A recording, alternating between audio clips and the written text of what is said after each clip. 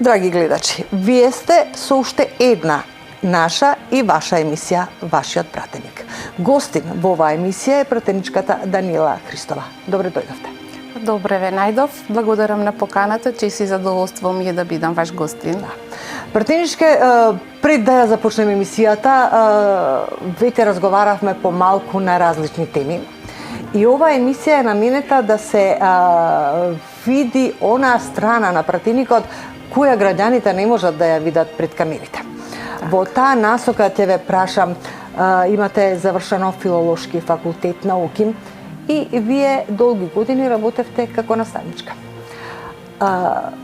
Ви недостасува ли таа благородна професија сега од оваа позиција како пратеник? Да, јас сум точно дипломиран професор по македонски јазик и книжевност. Завршив на филолошкиот факултет Блаже Коневски во Скопје на групата за македонски јазик и јужнословенски јазици. Љубовта кон јазикот, кон пишаниот збор, веројатно беа главните виновници да се запишам токму на овој одсек. И морам да ви кажам дека тоа беше времето кога интересот за студирање македонски јазик беше огромен, што за жал во последниве неколку години не е така, но се надевам еве со некои мерки кои што веќе се превземаат, повторно ќе се реактивира оваа група и нашиот јазик ќе го добие заслуженото внимание. Долги години работев точно во основното училиште Гоце Делчев во Виница како наставник по македонски јазик и морам да ви кажам дека од таму имам многу убави спомени и да си признаам дека понекогаш многу ми недостигаат како колегите, така и учениците, кои што за мене представува еден извор на енергија, од кој што црпев енергија за да работам, но и за да се насочувам понатаму во животот. Тоа е една преубава професија која што денес од оваа гледна точка можам да кажам дека е многу различна, многу по-благородна, но и благодарна. Така да ми недостига и училиштето, и учениците, но сега сум насочена кон еден друг пат, насочена кон една поширока маса на луѓе, кон граѓаните на цела Република Македонија и се трудам колку можам повеќе да дадам мој допринос. Така, пратенички ни доаѓате од едно прекрасно мало наше македонско градче Виница. Тоа е една средина традиционална со одредени културни вредности. Колку вие културни вредности придонесуваат да се изгради една личност? Да, како што кажавте, Виница е едно мало и преубаво градче за мене, но и секој кој што има можност да го посети, ќе го каже истото. Во Виница од секогаш се негувала културата, но и традицијата би рекла. И Виница е позната низ цел свет, може би и вие знаете за познатите теракотни икони кои што се откриени на нашето виничко кале.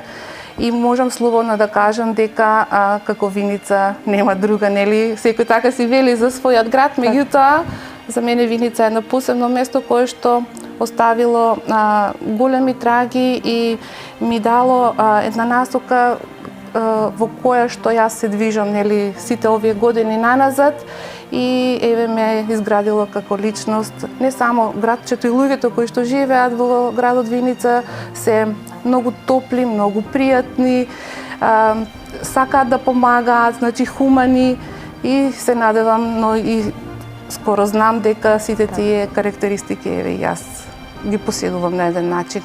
Придонела да се изградите оваа личност. Вие сте родител на девојче, 20 годишна девојка.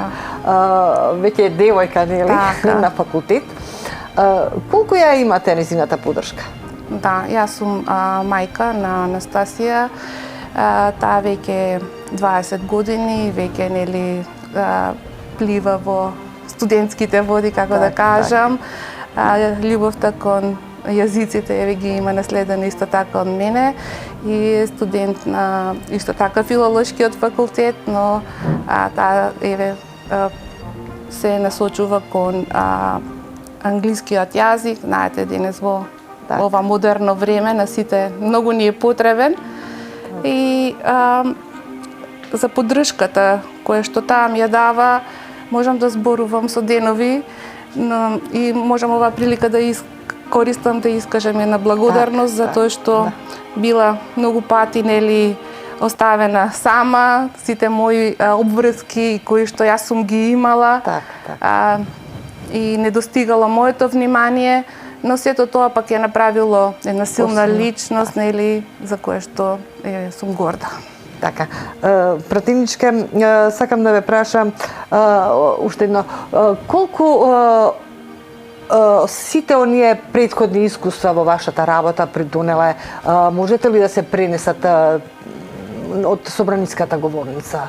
Колку тоа влијаело вашата претходна професија за да да ја видиме, да ве видиме вас преку пратеничката говорница во собранието? Да, значи како што велат, нели, искуството си го прави своето. Јас и претходно работев со луѓе, како да кажам, нели, со одредена категорија на луѓе, но тоа беа деца. И таму таа работа со децата бара одговорност, така, нели, бара пожртвуваност. Најголема одговорност. Така, најголема одговорност.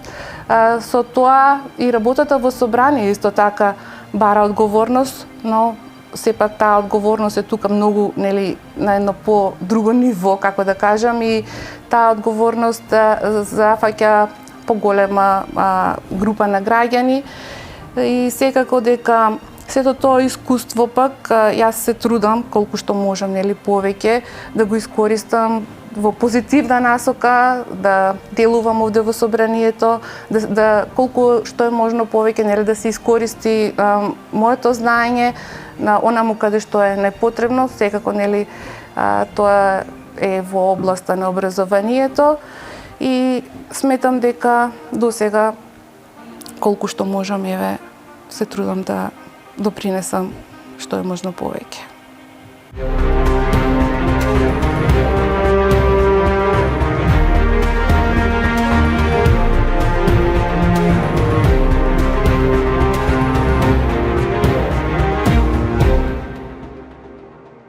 Пратеничке Христова, секој пратеник овде во собранието има обврска да членува во работни тела, во делегации за соработка со други парламенти. Вие членувате во неколку работни тела, меѓу кои Комисијата за европски прашања, за образование, наука и спорт, Законодавно-правната комисија и Комисија за одбрана и безбедност. Каде се наоѓате, каде можете најмногу да придонесете во која од овие комисии? Да, во право сте. Член сум и заменик во неколку собраниски комисии. Заменик член сум во Комисијата за одбрана, во Комисијата за европски прашања, подпредседател на Законодавно-правната комисија и член на Комисијата за образование, наука и спорт. Поредот на нештата, бидејќи нели доаѓам од секторот образование, нормално дека најмногу се пренаоѓам во Комисијата за образование, каде што и во претходниот мандат бев исто така член. И нормално, нели, овде можам најмногу да допринесам за развој на образованието во нашата држава. Јас сметам дека образованието е еден од најважните процеси нели, во животот на луѓето и затоа ние сите треба да се трудиме што повеќе и да се залагаме да го напредуваме образованието, да носиме квалитетни законски решенија кои што секако ќе бидат од голема корист, нели, на учениците, наставниците и воопшто, нели, ако сакаме да изградиме едно здраво и силно општество, треба да му посветиме големо внимание на образованието. Да. Како пратеничка, секој петок собранискиот деловник задолжително и законски можете да се среќавате со граѓаните. Но вие како пратеник секако дека имате секојдневни средби со граѓаните.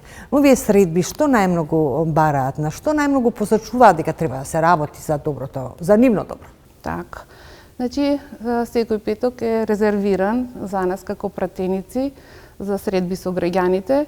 Меѓутоа, јас би рекла дека за мене е лично секој ден е резервиран за граѓаните, затоа што сум во постојана комуникација со моите сограѓани од општината од која што доаѓам. Знаете, Виница е мало градче, ние скоро сите се знаеме.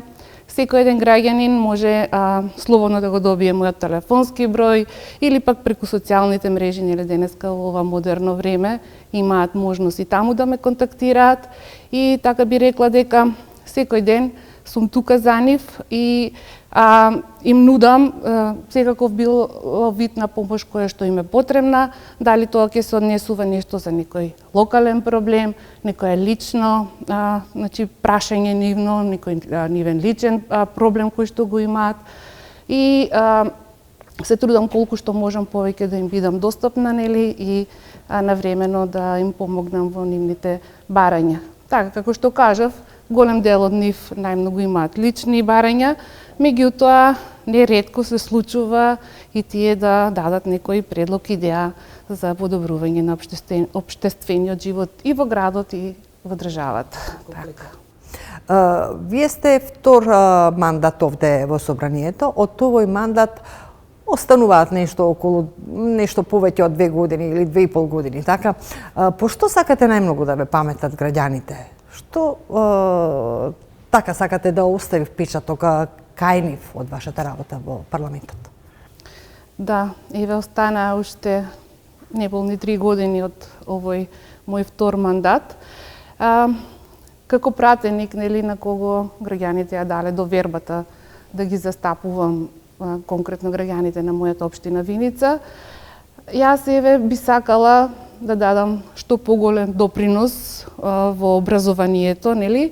Најпрвен би сакала да го вратиме достоинството на образованието, а потоа да се обидеме, да го унапредиме до тој степен што еви нашето образование, нашиот образовен процес ќе го достигне нивото на една современа европска држава. Исто така, еве би сакала како пратеник кој што беше претходно во опозиција, да останам запаметена по тоа што се борев за идеалите за кои што се бореле и моите предци, и тоа е зачувување на нашиот идентитет. Останав доследна, значи до крај, и издржав сите предизвици на кои што најдов во тој мандат.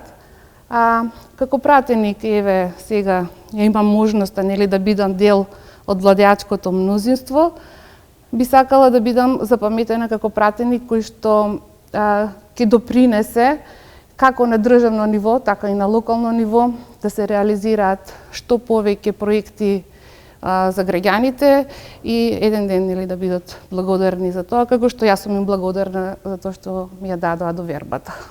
Ви благодарам на разговорот. Благодарам и на вас.